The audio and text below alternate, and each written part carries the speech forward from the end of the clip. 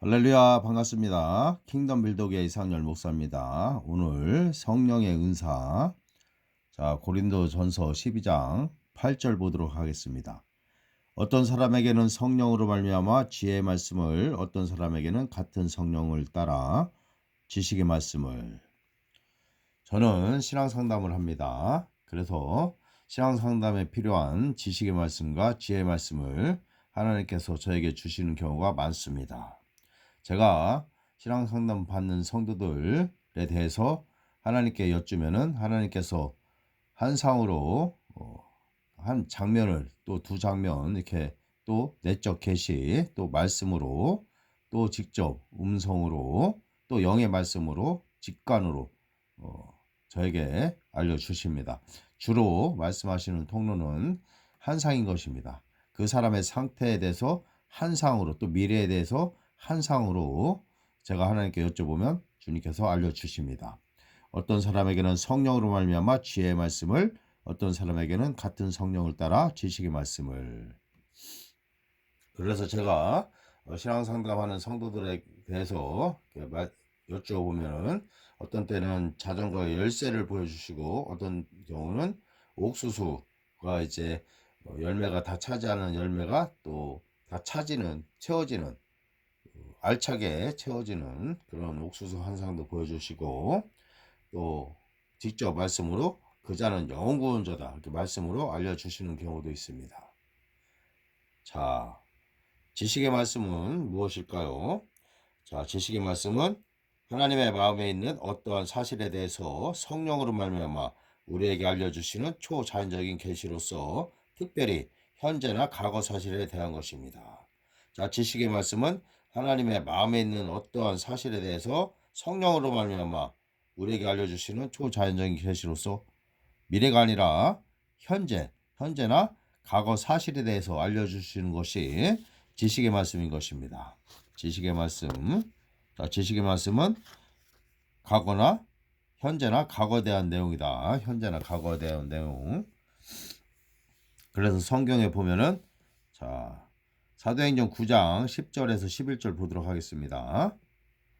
다마스커스에 아나니아라고 하는 한 제자가 있었는데 주께서 그 사람에게 한상 가운데 말씀하시기를 아나니아야 하시니 그가 말하기를 주여 보소서 내가 여기 있나이다 하니 그때 주께서 그에게 말씀하시기를 일어나 곧은 길이라고 하는 거리로 가서 유다의 집에서 다섯 사람인 사울을 찾으라. 보라 그가 기도하고 있느니라. 열심으로 그리스도인을 핍박하는 사울이라는 청년이 극적으로 주님을 만나 회심하고 잠시 눈이 멀게 되었습니다. 그래서 다마스커스에 가서 유다라는 사람의 집에 머물게 되었는데 같은 시각 주님께서는 아나니아라는 성도에게 한상으로 나타나셔서 유다의 집을 알려주시며 그곳에 머물며 기도하고 있는 사울을 만나라고 말씀하십니다. 즉 가야 할 곳의 위치와 만나야 할 사람의 이름과 그의 상황에 대한 한상을 통하여 구체적으로 알려주시는 것입니다. 이는 아나니아가 자연적인 영역에서는 결코 할 수 없는 것들이었습니다. 그러나 초자연적인 성령의 역사로 말미암아 하나님께서 아나니아에게 이 모든 지식을 주신 것을 볼 수 있습니다. 내적 계시로 오는 애도 있습니다. 예수님께서 우물가에서 사마리아 여인을 만나 대화를 나누시는 장면입니다. 그 여인이 대답하여 말하기를 나에게 남편이 없나이다 라고 하니 예수께서 그녀에게 말씀하시기를 나에게는 남편이 없나이다 라고 한 네 말이 옳도다.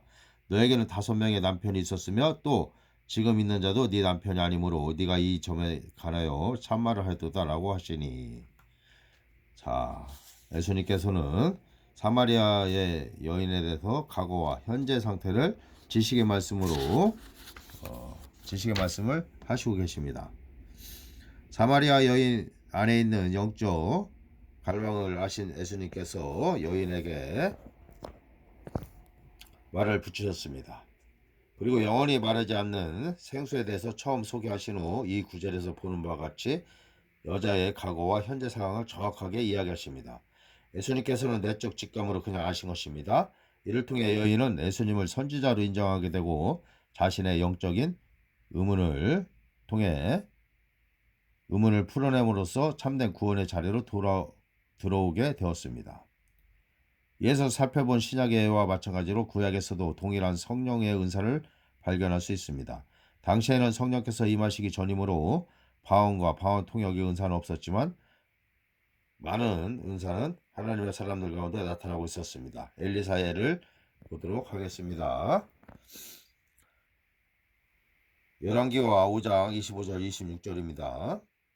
그러나 그가 들어가서 그의 주인 앞에 서자 엘리사가 그에게 말하기를 게하시야 네가 어디서 오느냐 하는지라 그가 말하기를 당신의 종이 아무데도 가지 아니하였나이다 하자 엘리사가 그에게 말하기를 그 사람이 너를 맞이하려고 그의 병거에서 돌이켰을 때 내 마음이 너와 함께 가지 아니하였더냐 지금이 돈을 받고 옷을 받고 올리브 밭과 포도원과 양들과 소들과 남종들과 여종들을 받을 때이더냐. 이방 족속인 나아만 장군이 엘리사로 인해 나병이 치유되자 감사의 표시를 하기 원했습니다. 그러나 엘리사는 받지 않고 돌려보냈습니다. 그런데 엘리사의 시종인 게하시는 엘리사의 뜻을 거스르고 나아만 장군을 쫓아가서 거짓말을 해서 선물을 받아냅니다. 그리고 나서 물건을 섬기고 아무 일이 없었던 듯이 엘리사 앞에 갔는데 그때 엘리사가 게하시에게 말하는 장면이 이에 9절입니다. 한 사람이 수레에서 내려 너를 맞이할 때에 내 마음이 함께 가지 아니하였느냐 라는 엘리사의 말을 통해 그가 환상을 통해 게하시의 모습을 보았다고 추측할 수 있습니다. 즉 직접 게하시를 따라간 것은 아니지만 초자연적인 계시로 인해 그 상황을 알게 되었고 이를 두고 엘리사는 나의 심령 즉 나의 영이 너와 함께 갔다고 표현한 것입니다. 이러한 지식의 말씀을 통해 우리는 용기를 잃었을 때 힘을 얻기도 하고 잃어버렸던 물건을 찾기도 하며 또한 주님께서 영광을 받으시게 됩니다. 할렐루야. 이게 바로 지식의 말씀의 유익인 것입니다. 자, 지혜의 말씀은 이제 어떤 것인가 알아보도록 하겠습니다. 지혜의 말씀. 지혜의 말씀은 지식의 말씀과 거의 비슷합니다. 즉 말씀을 받는 방식은 같으며 다만 그 내용에 따라 구별되는데 지식의 말씀이 과거나 현재에 대한 내용인 것과 달리 지혜의 말씀은 미래에 대한 것입니다. 자, 지식의 말씀은 과거나 현재에 대한 내용인데 지혜의 말씀은 미래에 대한 것입니다. 다시 말해 지혜의 말씀은 하나님의 뜻과 마음 안에 있는 목적이나 계획 또는 앞으로 일어날 일에 대하여 성령으로 말미암아 주시는 초자연적인 계시입니다. 자, 사도행전 9장 15절 보도록 하겠습니다. 그러나 주께서 그에게 말씀하시기를 가라. 이는 그가 이방인들과 왕들과 또 이스라엘 자손들 앞에서 내 이름을 증거하기 위하여 내가 선택한 그릇이니라. 앞서 보았던 바울의 핵심 장면의 다른 부분입니다. 주님께서 아나니아에게 나타나서 유다의 집에 있는 사울을 만나라고 하시자 아나니아는 바울에 대해 들었던 성도 핍박의 소문을 말씀드리며 반문했고 그러자 주님께서 대답하십니다. 그는 이방인들과 왕들과 이스라엘 자손들에게 내 이름을 전하기 위하여 선택한 나의 그릇이다. 이처럼 아나니아는 하나님의 음성을 통하여 바울 개인의 사역과 또한 그를 통한 복음 전파 사역에 대한 하나님의 뜻을 알게 되었고 그분의 뜻에 순종하게 되었습니다. 지혜의 말씀은 환상이나 영적인 꿈 또는 실제적인 목소리를 통해서 옵니다. 다시 말해 지식의 말씀과 마찬가지로 성령의 인도에 모든 통로를 통하여 메시지가 올 수 있으며 다만 그 내용에 따라 지혜의 말씀으로 구분되는 것입니다.